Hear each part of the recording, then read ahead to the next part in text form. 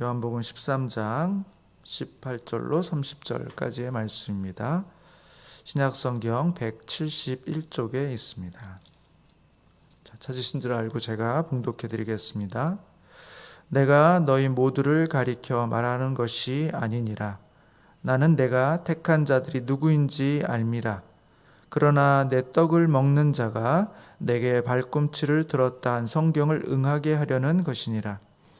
지금부터 일이 일어나기 전에 미리 너희에게 일러둠은 일이 일어날 때에 내가 그인 줄 너희가 믿게 하려 함이로라.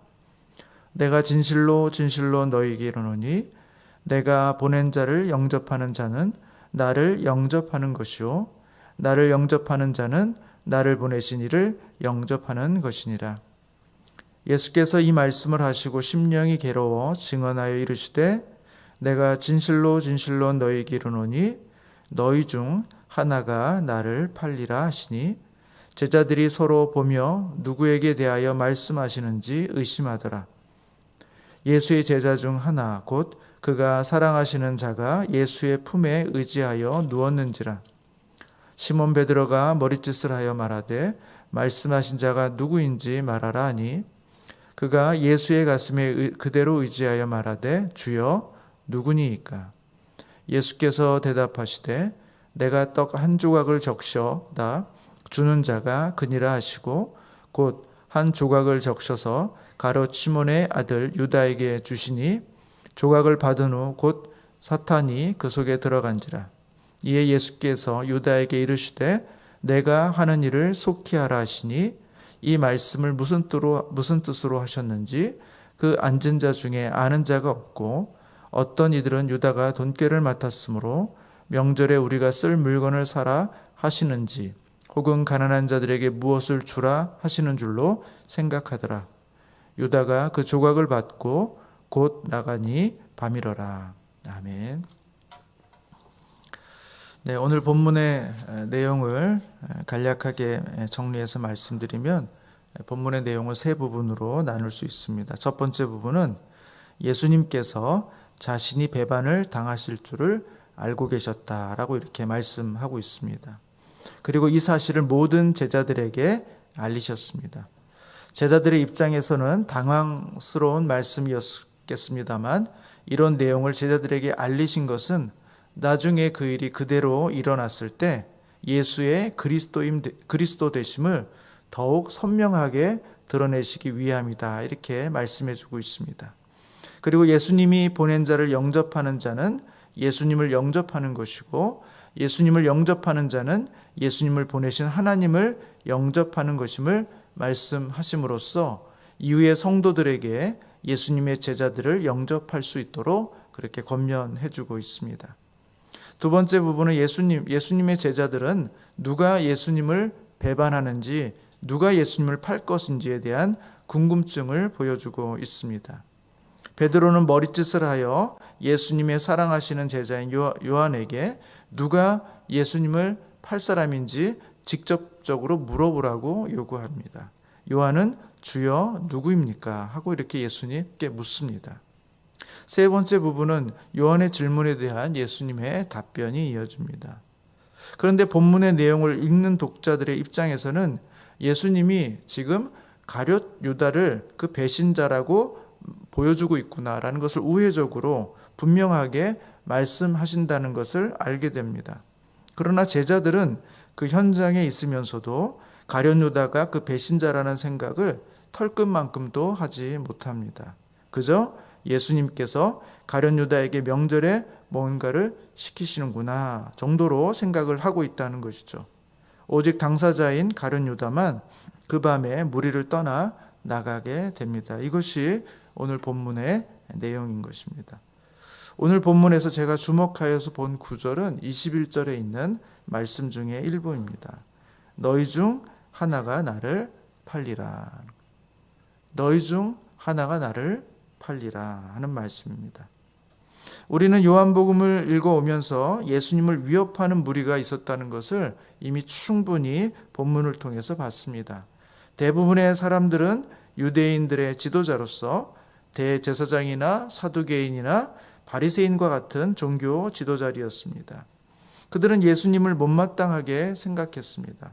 예수님께서 나사로를 살리고 나서부터는 예수님을 죽여야겠다 이렇게 생각을 했던 사람들입니다. 그러나 예수님이 정작 로마 병사들에게 잡히시게 된 것은 제자 중에 한 명이었던 가룟 유다의 배신 때문이었습니다. 예수님은 제자 중에 한 명에게 배신을 당하신 것입니다. 어떻게 이런 일이 일어날 수 있겠습니까?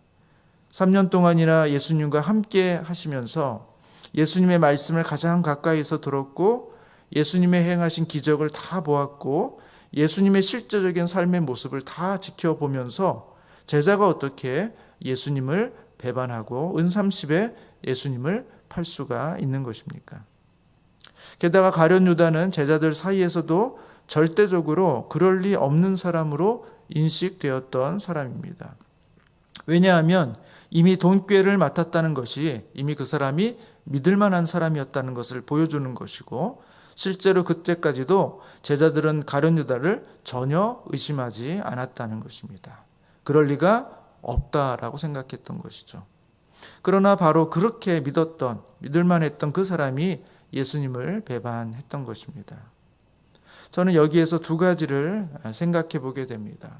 하나는 배신은 어디에서나 일어날 수 있다는 것입니다. 예수님을 리더로 한 소그룹 공동체 안에서도 배신이 일어났다는 것은 그 사실을 성경을 우리에게 보여주고 있는 것이죠. 리더의 문제가 아니라는 것입니다. 사람은 얼마든지 그럴 수 있는 연약한 존재이고 불완전한 존재라는 것을 성경은 보여주고 있는 것입니다. 그래서 주변의 사람들을 모두 의심하고 그렇게 의혹의 눈초리로 바라보라고 그렇게 말씀드리는 것은 아닙니다. 제가 이런 말씀을 드리는 이유는 우리가 우리 스스로를 믿지 말아야 한다는 것입니다. 우리 자신을 가장 의심해야 된다는 것입니다. 여러분 자신을 신뢰하지 마시기를 바랍니다. 우리는 얼마든지 형편만 바뀌면 주님을 배반할 수 있는 사람들이라는 것입니다. 그래서 우리는 성령님을 의지해야 하는 것이고요. 그래서 주님의 자비와 용서하심을 매일매일 구하면서 나아가야 될 사람들이라는 것입니다. 두 번째는 누군가 나를 배신했다고 해서 너무 놀라지 마시라 하는 것입니다. 아무리 좋은 관계에 모인 공동체라도 배신할 수 있다는 것입니다. 배신이 있을 수 있기 때문에 모든 관계에서 우리가 냉소적이 돼야 된다 이런 말씀을 드리는 것도 아닙니다. 서로 사랑하고 서로 믿어야 합니다. 그러나 혹 믿었던 누군가로부터 배신을 당했다고 해서 너무 놀라지 마시라는 것입니다. 있을 수 없는 일이 일어난 것이 아니라는 것입니다. 있을 수 있는 일이 충분히 일어난 것이다라는 것이죠. 안타까운 것은 그 일이 내 주변에서 일어났다는 것입니다. 그것은 실로 안타까운 일이지만 놀라고 당황하고 그리고 우리가 무너져야 될 만큼 예측 못한 일은 아니다라는 것입니다. 배신이 없는 그런 사회는 없습니다. 실망이 없는 그런 관계도 없습니다. 중요한 것은 실망과 배신 속에서도 사랑을 놓지 않는 것입니다. 사람에 대한 희망을 놓지 않는 것입니다. 사실 보면 가룟 유다만 배신한 게 아닙니다. 나중에 12명의 제자가 모두 주님을 배반합니다. 그러나 주님은 그들에게 다시 나타나 사랑을 약속해 주시고 있는 것이죠. 우리 주님께서 배신했던 사람들에게 희망을 놓지 않으셨던 것처럼 우리도 그 희망을 가지고 우리는 여전히 배신자일 수가 있고 우리는 누군가로부터 또 배신을 당하지만 그 희망을 포기하지 않으시는 그런 우리 성도님들이 되시기를 주님의 이름으로 축복합니다. 이 시간 한번 기도하겠습니다. 사랑하시는 하나님 아버지, 우리 주님은 배반을 당하셨습니다. 다른 사람들로부터가 아니라 주님의 사랑하시는 그 제자들 중 한 명으로부터 배신을 당하셨습니다. 그럼에도 불구하고 우리 주님은 제자들을 믿으셨고 그들의 발을 씻기셨고 그들을 끝까지 사랑하셨고 배반한 그들에게 나타나 다시 주님의 사랑을 확인시켜 주셨던 것을 우리는 봅니다. 주님, 우리가 주님을 배반할 수 있다는 사실을 놓치지 않도록 주님 우리로 하여금 겸손하게 하여 주시옵시고 늘 자신을 경계할 수 있는 은혜가 있게 하여 주시옵소서. 그래서 우리는 주님을 의지할 수밖에 없습니다.